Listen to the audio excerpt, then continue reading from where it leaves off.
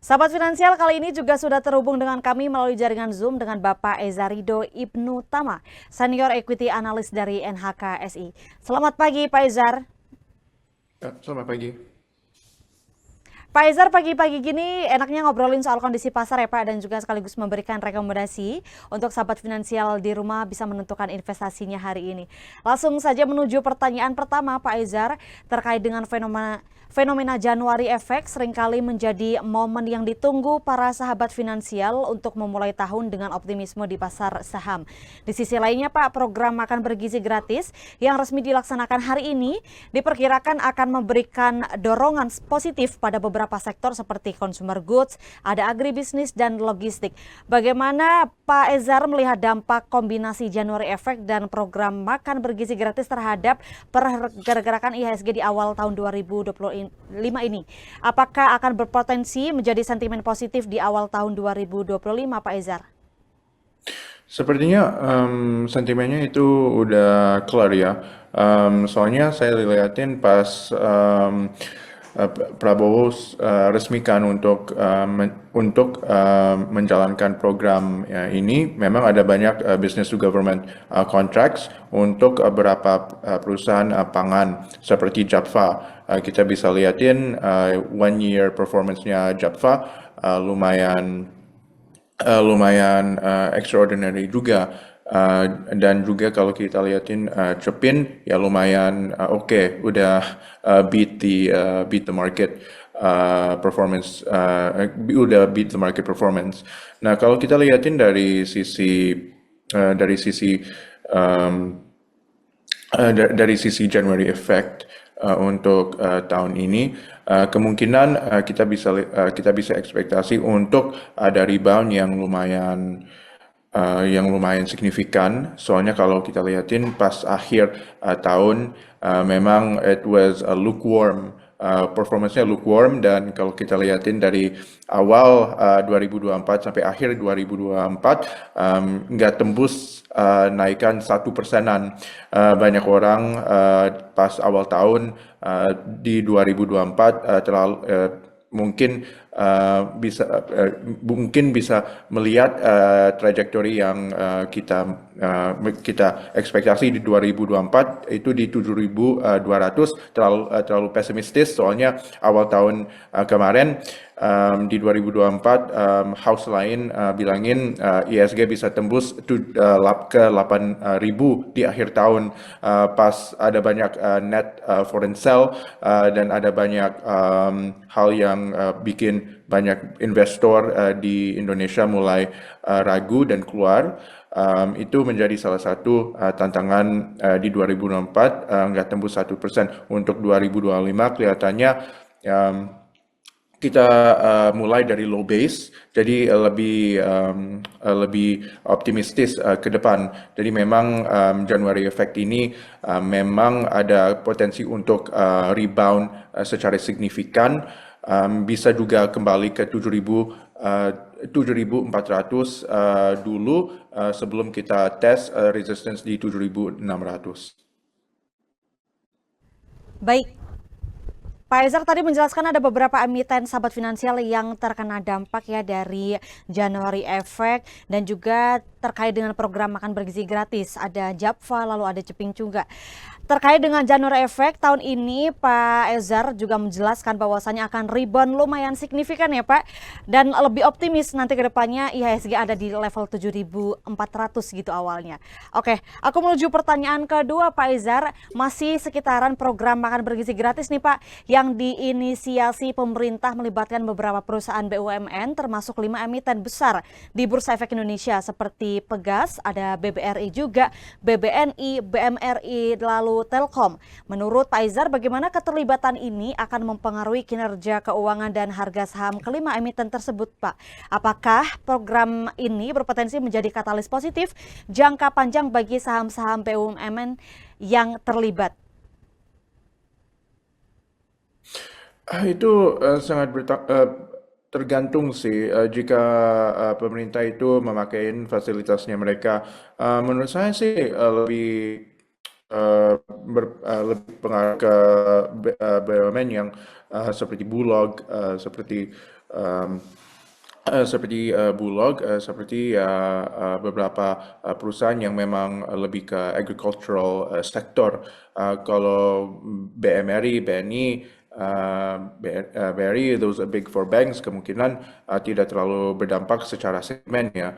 Dan ada kemungkinan yang ada memang kita bisa melihat bahwa perbankan bisa kasihin lebih banyak lebih banyak investasi dan juga kasihin modal kapital modal untuk investasi untuk operasional juga. Tapi saya melihat bahwa sentimen itu kepada traders maupun investors tidak terlalu signifikan. Mungkin kita bisa lihatin dari sisi ya BCA, BMRI, BRI, BNI, mungkin those big four banks lebih pengaruh ke January effect yang orang mulai trading dan investasi lagi, udah mulai posisiin portfolionya mereka untuk 1 tahun ini. Tapi selain itu saya merasa sentimen untuk perbankan saat ini secara makro sangat minim. Kalau kita lihatin juga dari sisi Bank Indonesia, dan jika kita lihatin dari sentimen the Fed di Amerika juga, the Fed juga mau kelihatan perlambatin dovish sentimennya jika Trump sudah masuk ke office.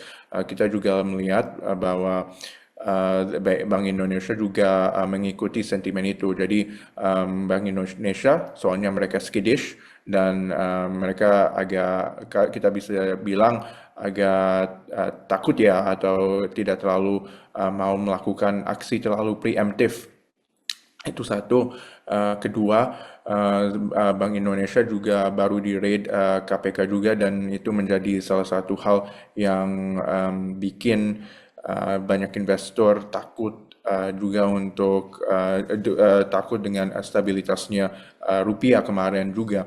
Jadi ada banyak tantangan untuk Big Four Banks juga, dan juga untuk BUMN saat ini. Ini secara di sisi financial, industri finance-nya. Bahkan kalau kita masuk ke lapangan juga, ada banyak tantangan juga di dalam gimana implementasikan programnya Prabowo juga ke depan.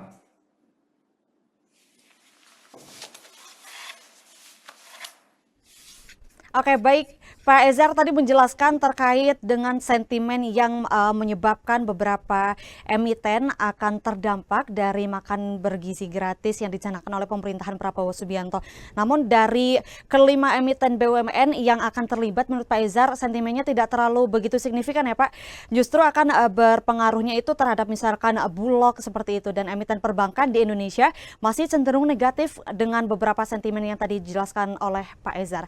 Saya menuju ke pertanyaan ketiga Pak Ezar terkait dengan emiten PT Japfa Comfort Indonesia Tbk atau Japfa. Tadi kita sempat menyinggung sedikit ya Pak, akan mencatatkan kinerja harga saham yang oke sepanjang tahun 2024 atau sudah mencatatkan tahun 2024 dengan yang sangat bagus gitu.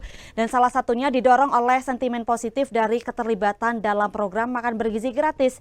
Lalu bagaimana Pak Ezar melihat prospek saham Japfa di tahun 2025 Pak? Terutama dengan dimulainya program makan bergizi gratis hari ini. Apakah dengan program tersebut menjadi pendorong utama kinerja emiten Japfa, dan apa yang perlu dicermati oleh para sahabat finansial di rumah supaya lebih cuan untuk emiten Japfa sendiri Pak Ezar? Jadi kalau saya lihatin Japfa, kita lihatin revenue top line-nya naik sangat signifikan. Bahkan mereka emitennya naik bisa, kalau kita lihatin sepanjang 2024 bisa bilangin year on year naik 2 kali lipat dibandingkan 2023. Nah, untuk 2025 saya kelihatannya Japfa dengan kebanyakan business to government. Soalnya kalau kita lihatin kemungkinan budget untuk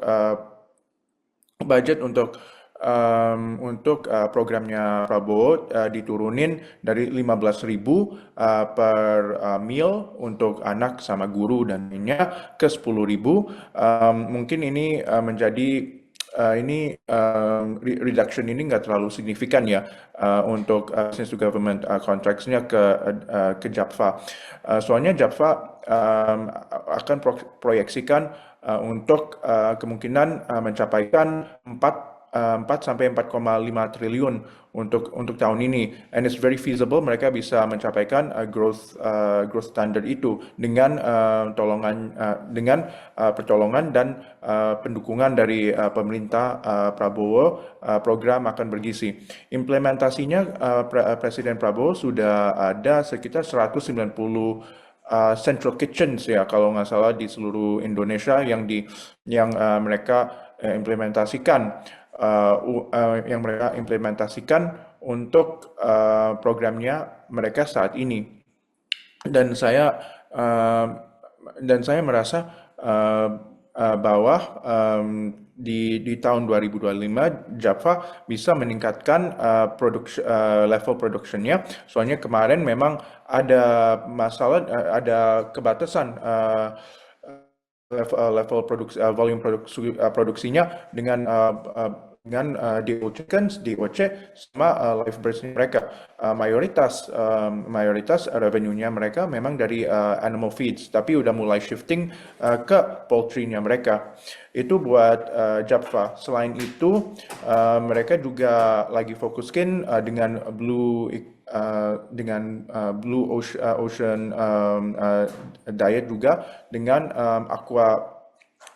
aquaculture-nya mereka, dan selain itu mereka juga fokuskan dengan beberapa segmen barunya mereka untuk meningkatkan kontribusinya mereka secara pangan di dalam lokal Indonesia, tapi untuk menjadi pasokan buat programnya Prabowo, untuk makan bergizinya Prabowo. Baik, tadi Pak Ezar merangkum terkait dengan emiten JAPFA yang akan intinya meraup keuntungan ya Pak terkait dengan sentimen adanya program makan bergizi gratis yang dicanangkan oleh Prabowo Subianto gitu di tahun 2025 ini. Dan tadi Pak Ezar sempat menyinggung bahwasannya JAPFA juga akan memproyeksikan revenue-nya di tahun 2025 hingga sebesar 4,5 triliun rupiah yang nantinya akan menjadi katalis positif ya Pak artinya untuk emiten tersebut.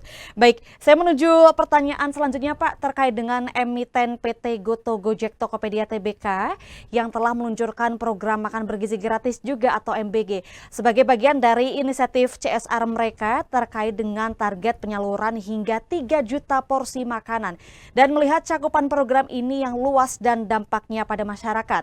Bagaimana Pak Ezar melihat langkah ini untuk mempengaruhi citra perusahaan dan sentimen ke depannya Pak Ezar terhadap saham Goto tersebut? Ya, kemungkinan mereka itu mau ada relasi baik dengan pemerintahan untuk menjadi support swasta buat makan bergizi di dalam Indonesia. Tapi secara sentimen ya tidak terlalu pengaruh. Itu terkait CSR-nya Gojek Tokopedia aja. Mereka itu kalau mau melakukan CSR ya itu untuk public relations-nya lebih baik, tapi secara bottom line dan kalau kita lihat secara sentimen, efeknya itu sangat minim.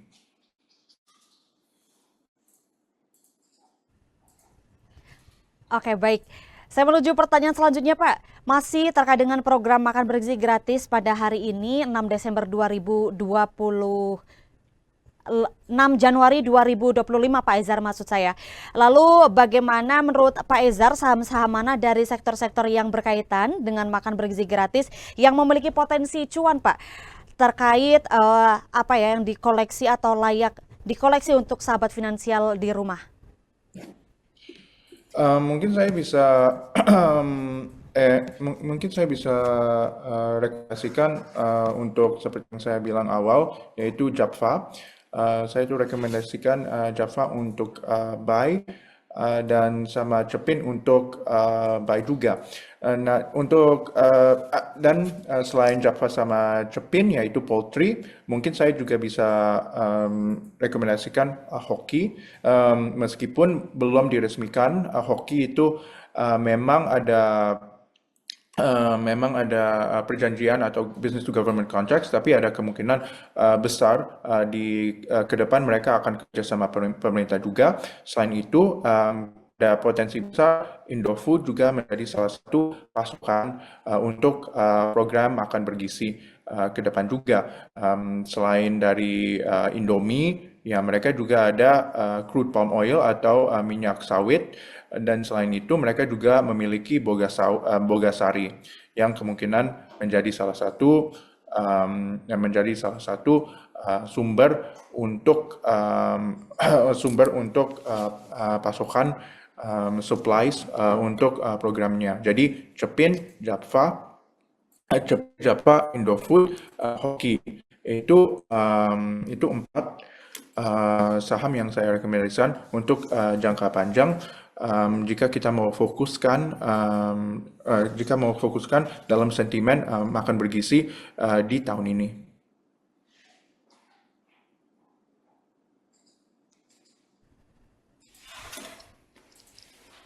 Oke, itu dia Sahabat Finansial, ada beberapa emiten yang akan berdampak terkait dengan sentimen dari makan bergizi gratis yang dicanangkan oleh Prabowo Subianto. Tadi Pak Ezar menjelaskan ada Java, Cepin, Hoki, serta Indofood yang mungkin bisa dikoleksi oleh Sahabat Finansial di rumah supaya lebih cuan gitu ya Pak. Terakhir Pak Ezar, terkait dengan rekomendasi saham hari ini, kira-kira dari NHKSI merekomendasikan saham apa saja Pak?